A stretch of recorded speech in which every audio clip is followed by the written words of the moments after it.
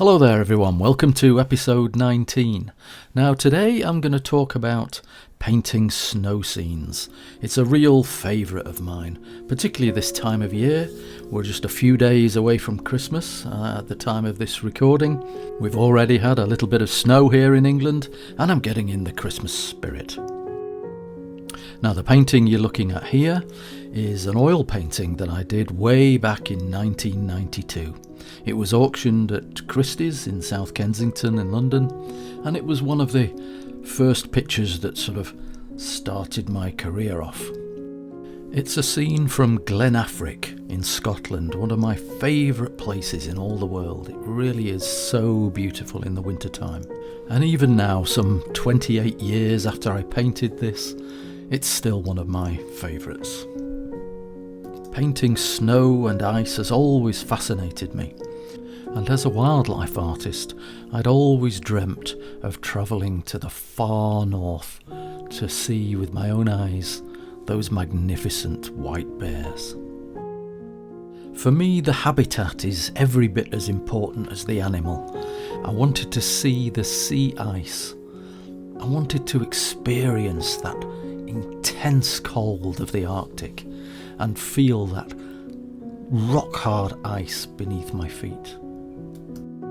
And of course, get up close and personal with the bears themselves. And so I travelled to the far north of Canada, a place called Wapusk National Park. And it's here that every November the polar bears gather in great numbers. They're waiting for the sea to freeze over so that they can go out and hunt for seals. And it's probably the best place in the world for viewing polar bears. I feel very fortunate to have seen these magnificent creatures in the wild. It was unbelievably beautiful out there, that winter light, that very low sun that paints everything in these beautiful pastel shades. Absolutely breathtaking place, and this is where I stayed, in this tundra buggies they're called, and I actually spent 12 days out there. It was like being on some kind of space station outpost on Mars or something. You're really cut off, you're miles from anywhere, and you can't actually go out walking on the ice because the bears are in such numbers that you wouldn't last very long. But from these tundra buggies you can get really close to the bears, and it's just fantastic to have them there beneath you, and they're as curious about you as you are about them. They're probably hoping that you would fall off the back and then they would be able to have a quick snack. Fearsome creatures they certainly are, but I was also very privileged to see a lot of tenderness between mother polar bears and their cubs. It's really quite a privilege to see such things. And I left with such an admiration for them. I mean, what incredible creatures they are. If you've never experienced temperatures of minus 30 degrees with a powerful wind chill, it's shocking. It's temperatures that you would die in very, very quickly, and yet there they are, happily rolling about and playing, and even venturing into the sea that is so bone-chillingly cold. It's remarkable to behold when you're stood there in that type of environment yourself, with all your wrappings on and all your eye goggles and everything, just trying to stay alive, even photographing them.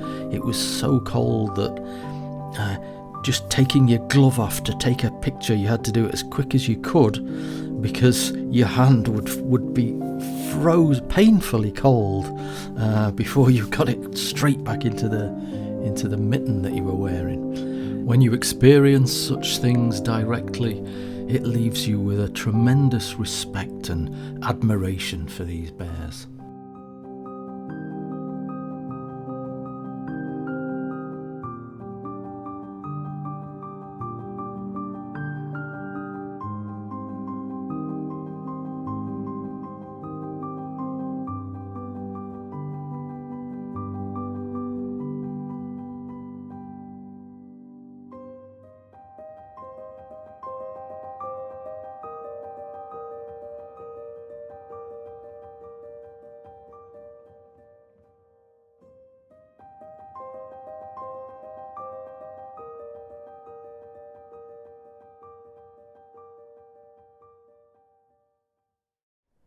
after 12 days, I returned from my Arctic adventure back to my studio in England, filled with enthusiasm to do some polar bear paintings.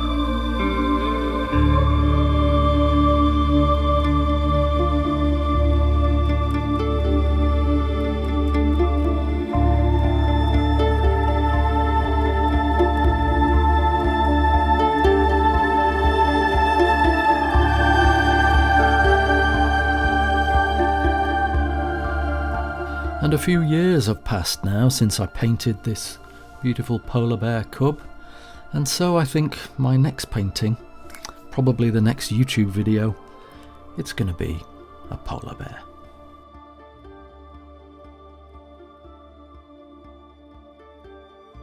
Yeah, I've always felt an affinity for creatures that can survive in harsh, cold, freezing environments. And I think that's become a feature of my work over the years. Time and time again I find myself returning to this subject of snow, ice, mountains, creatures that can survive the harshest of winter conditions.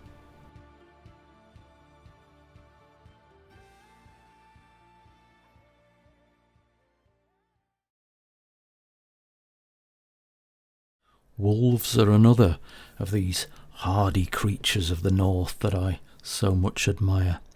And if I'm going to paint a wolf, why not put him in a frozen environment? The colours you see here come directly from my experiences up in the far north of Canada. And here at Mount Rundle in the Rocky Mountains of Canada, I've chosen once again to depict the wolf in a snow scene. This painting was actually used as a book cover on Jack London's novel White Fang.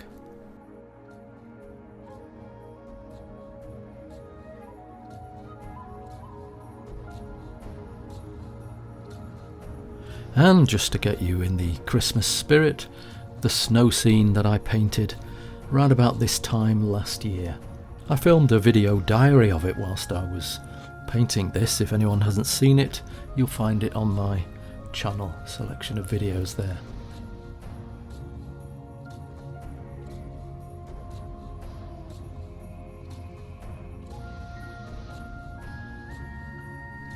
Of all the tigers that I paint, my favourite without a doubt is the Siberian tiger. And this painting, which is called Greeting the First Snows of Winter, depicts one of those huge Siberian tigers just as the first snows start to fall, and he's greeting them, sniffing the snowflakes with his nose, happy that the cold winter is returning. This was another landmark painting of mine. It was one of my earlier pastels, but it really took off and it became one of my best-selling prints, actually the second best-selling print. My best-selling print of all time is another Siberian tiger that I painted some years before that. The painting was called Taiga. I did it way back in 1998.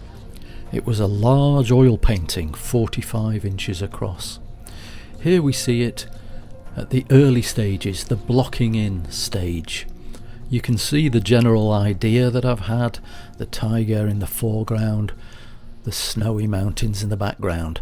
But it's all from my imagination, the entire landscape. I'm making it up as I go along, and it's not easy to do.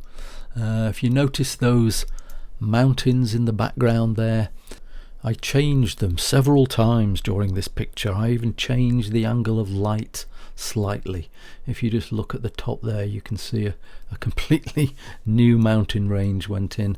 And I decided as well to fill the mountains in the sort of mid-ground, fill it with forest, the Taiga forest. I wanted less snow and more forest to give the painting a lot more interest. And also there was a clump of trees. I felt the composition was slightly off. I felt that the tiger was dominating on the left hand side, and the trees to balance him over on the right hand side needed something a little bit more dramatic. And so that's when you see the snow laden tree appear towards the end, and that gave me what I felt was a much more balanced painting. And it certainly worked. It was auctioned at Christie's in South Kensington, and it was a very successful painting, and it's become my #1 selling print of all time. And if anyone would be interested, please give me a call on that, because the prints are absolutely beautiful. I've got canvas, full-size canvas prints that I'm really proud of.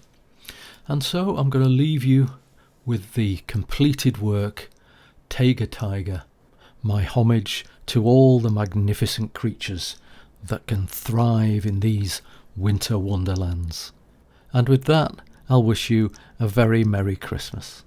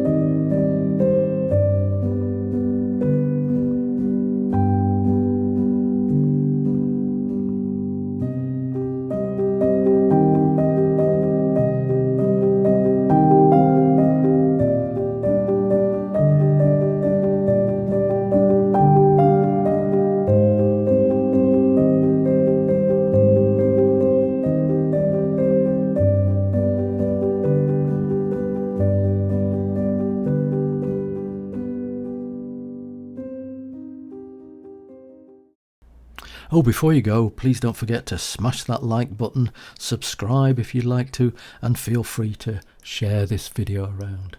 Thank you.